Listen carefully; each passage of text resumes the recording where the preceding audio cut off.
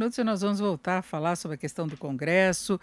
O Supremo já sinalizou que vai ser respeitado o que está previsto na Constituição, mas uma votação apertada por enquanto. Nós estamos em contato com o Valdir Pucci, que é cientista político e advogado. Doutor Valdir, boa tarde. Boa tarde, Denise. Um prazer estar aqui com vocês. Bem, doutor Valdir, nós tivemos essa decisão do STF que barra a reeleição de líderes no Congresso. Nós tivemos alguns ministros com entendimento diferente, achando que poderia haver, sim, a reeleição de Rodrigo Maia e também de Davi Alcolumbre, não é? E se tem todo um posicionamento político que essa derrota de Maia seria a vitória de Jair Bolsonaro. Rodrigo Maia já está colocando hoje que o governo preferiu focar na posição dele, adiar decisões importantes e ele está cobrando de novo as medidas econômicas. Então, eu queria a sua avaliação, tanto do ponto de vista jurídico, dessa decisão e dessa divisão de opiniões no Supremo, e também as consequências políticas. Bom, primeiramente, então, vamos começar com uma análise jurídica dessa questão. Eu acho que, apesar de nós termos uma votação muito apertada, 6-5 nessa decisão, é incontestável que a maioria vencedora, ou seja, aqueles que negaram a possibilidade da reeleição, acertaram neste momento. O texto constitucional era claríssimo, não cabia nenhum tipo de interpretação neste momento, ou seja, era proibida e é proibida pela Constituição esta reeleição. Chama a atenção juridicamente, na verdade, foi a decisão de 5 votos que interpretaram essa possibilidade de haver a possibilidade de uma reeleição.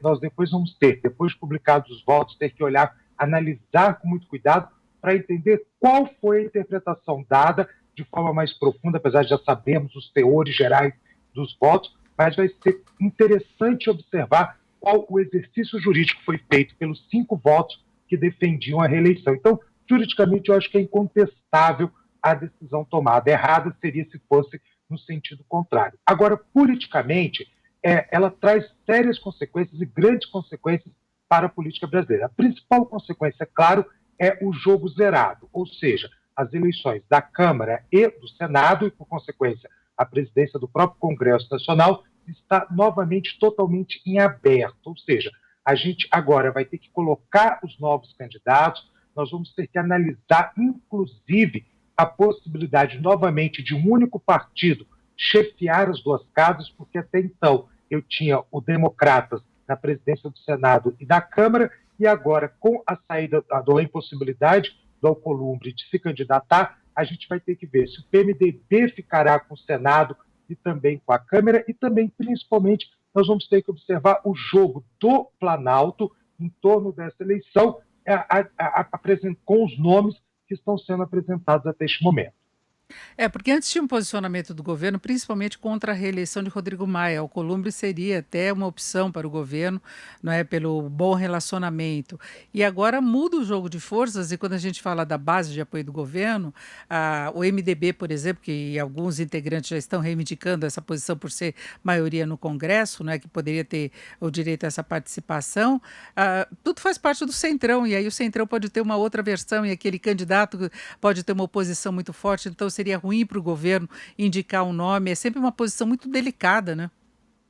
Na verdade, o presidente ou o governo agir diretamente nessa eleição não é o que se recomenda. Até porque, se o candidato do presidente ganhar, ou abertamente do presidente ganhar, acaba se criando uma situação onde o Congresso tende a ser visto como subserviente ao Poder Executivo. E, numa situação contrária, o candidato que o governo aposta suas fichas, ele perde e outro ganha, isso pode acabar gerando mais dificuldades para o governo do que ele tem tido até agora. Se Rodrigo Maia era considerado um inimigo, é considerado um desafeto, vou dizer inimigo, um desafeto do governo dentro do Congresso, caso o governo ele interfira muito fortemente e perca essa eleição, ele corre o risco de ter um desafeto maior ainda do que tinha com o Rodrigo Maia.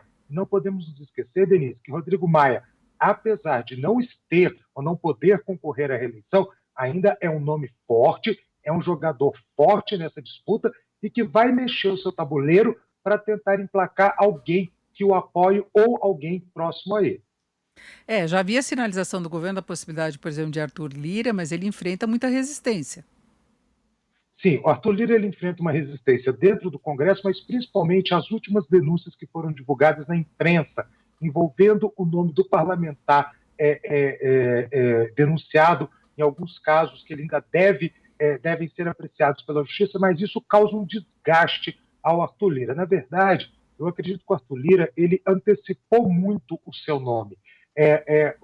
Nesse tipo de processo eleitoral, quando o nome ele é posto com muita antecedência, ele tende também com antecedência a criar barreiras, a criar pessoas que não gostariam que ele estivesse ali, e isso acaba dificultando o acesso. Então, como eu disse no início, nós estamos praticamente com o jogo zerado. Temos nomes, o Arthur Lira, por exemplo, é um exemplo, mas ainda voltamos a estaca zero no processo eleitoral das casas legislativas.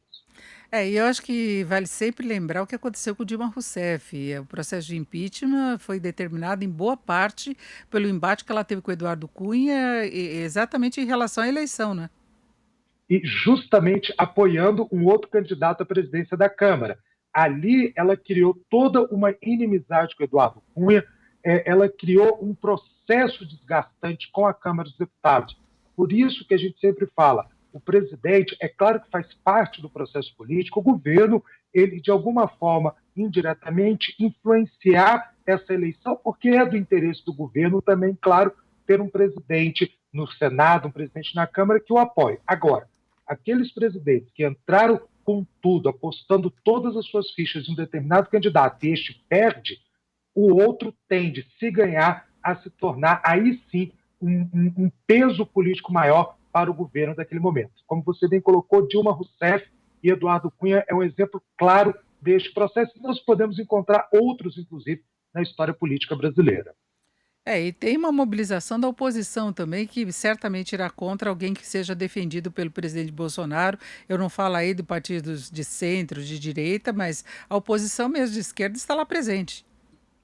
Sim, e a oposição, ela tende justamente a ir para uma questão até mesmo para poder fazer frente à força que o governo tem dentro da Câmara com o Centrão, ela tende, e há essa negociação, de que apoiar um candidato próximo a Rodrigo Maia, um nome próximo ao grupo de Rodrigo Maia. Então, esse acordo, ele já ajudou o Maia a ser eleito, né, em 19 e tende agora a estar sendo costurado para ver se novamente ele consegue favorecer um grupo ou um nome próximo a Rodrigo Maia ou alguém que tenha uma circulação também junto à esquerda, à oposição. A gente não pode esquecer que, apesar de toda a crise, o PT continua sendo uma das maiores bancadas da Câmara Federal, ou seja, tem poder de fogo e poder de influenciar. Não consegue eleger o presidente, mas consegue com certeza influenciar, porque quando eu digo presidente da Câmara, mas consegue influenciar neste processo eleitoral de forma muito forte.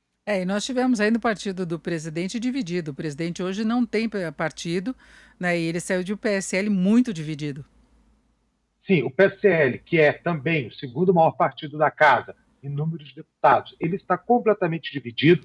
Não acredito que o PSL tenha, neste momento, força para indicar alguém, não tenha nem mesmo o nome que possa unir uma base, unir os parlamentares em torno dele. Hoje, a gente pode até dizer que, da mesma forma que nós tivemos nas campanhas municipais, nas eleições municipais, uma volta ao centro, a eleição da Câmara também pode ser vista assim, ou seja, nós estamos vendo os partidos tradicionais, os maiores partidos, lançando os seus nomes e buscando o apoio em torno desses maiores partidos. Tanto que hoje, talvez o partido protagonista desse processo eleitoral maior de todos seja justamente o MDB, onde se discute, como eu disse, se o MDB pode ficar com a presidência das duas casas ou se ficaria com apenas uma, abrindo mão, de forma de dizer, da outra presidência. Perfeito. Ouvimos o Valdir Pucci, que é cientista político e advogado. Valdir, muito obrigado. Uma boa tarde. Boa tarde, eu que agradeço o convite.